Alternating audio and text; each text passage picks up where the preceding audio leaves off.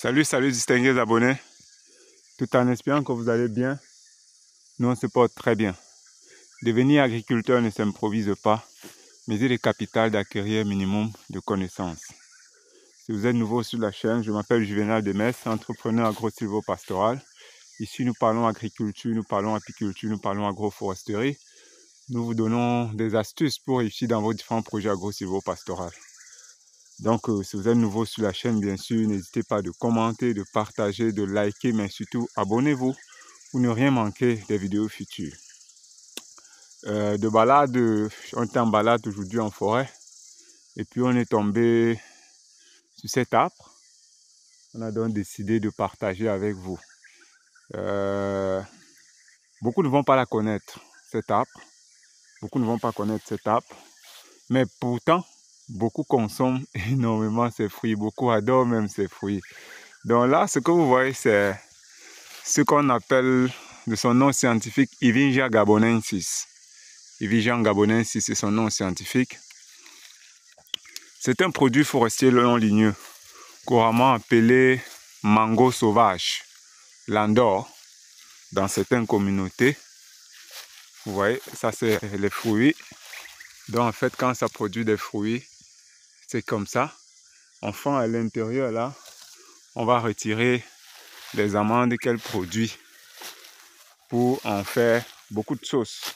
On aime beaucoup faire la sauce avec ça, que ce soit au Cameroun, que ce soit au Gabon, que ce soit en Centrafrique.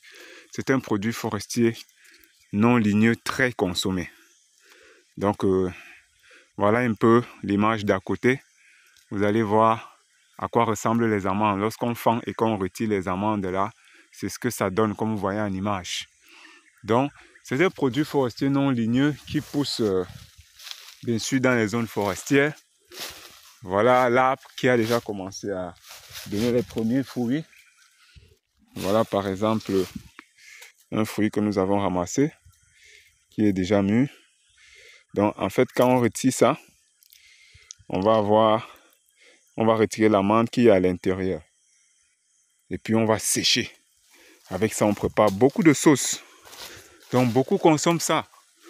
C'est un produit forestier non ligneux qui est très consommé. Vous voyez le rendement sur cet arbre, il est assez intéressant.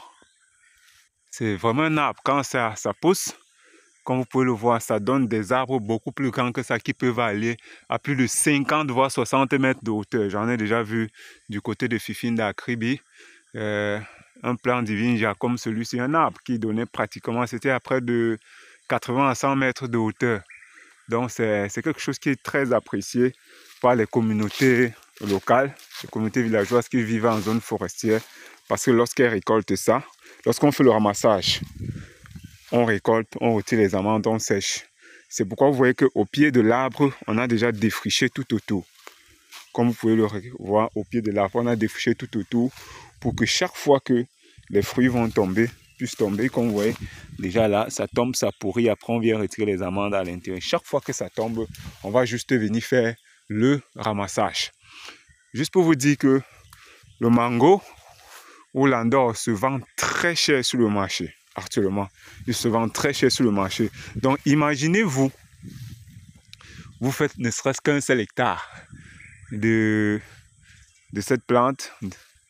Vous allez voir avec le temps le rendement que ça vous donne. Vous voyez combien de mètres peuvent aller, peut faire une branche. Vous voyez, regardez le poids des fruits que ça porte. C'est en abondance. Donc un seul arbre comme celui-ci vous donne des rendements très intéressants. Et vu le prix sur le marché, laissez-moi vous dire, vous allez vraiment vous faire du beurre avec cette plante-ci. Le paradoxe, c'est que c'est une plante où les communautés villageoises font le ramassage, mais personne ne plante jamais. Ça veut dire, c'est la nature qui s'est chargée de produire, comme vous pouvez le voir là. Et puis, on vient juste ramasser pour en faire les différentes sauces, quoi. Donc, juste pour vous dire que c'est un produit forestier non ligneux. N'attendons pas toujours de récolter, de ramasser dans la forêt, mais on peut aussi planter. On peut aussi planter pour générer des revenus conséquents parce que en zone forestière, lorsqu'on fait l'abattage, lorsqu'on veut créer des plantations, on veut faire l'abattage dans tous les cas, ou la déforestation qui se fait dans les zones forestières pour l'agriculture et autres là, ce sont des plantes que généralement il faut laisser. Il faut faire l'effort de ne pas abattre parce que ça donne énormément de revenus pour ces populations-là. C'est ça qui les permet de récolter, de ramasser, de retirer les amandes, de les sécher et de vendre pour s'acheter de l'huile, du savon, du sel et bien d'autres. Donc, c'était pour vous dire vraiment, c'est une plante que vous aussi vous pouvez planter, vous pouvez domestiquer et puis créer des plantations avec pour avoir des revenus sur le long terme. Parce que comme vous voyez là, c'est pas le genre on va vous dire que oui, il faut traiter, il faut amender, il faut ci, il faut ça, il faut non. Tout ce qu'on a fait, c'est de venir planter, nettoyer, défricher tout autour comme vous voyez. Et puis, attendre la récolte quoi. Hein? Il faut se dire que c'est une plante qui va durer des années et des années. Donc ça peut aller à plus de 50 ans de vie, voire même 100 ans parce que le porc est beaucoup plus grand que ça. C'est assez intéressant quoi. Donc c'est juste qu'on voulait partager ça avec vous pour ceux qui ne connaissaient pas à quoi ressemble un plant de Vigia gabonensis, un plant d'Andorre ou un plant de mango. Voilà à quoi ça ressemble. On peut domestiquer pour créer des plantations forestières ou agroforestières avec et puis se faire beaucoup d'argent. Allez, n'oubliez pas de mettre un pouce, de commenter, de partager, mais surtout abonnez-vous. On se dit à très bientôt pour un nouveau numéro.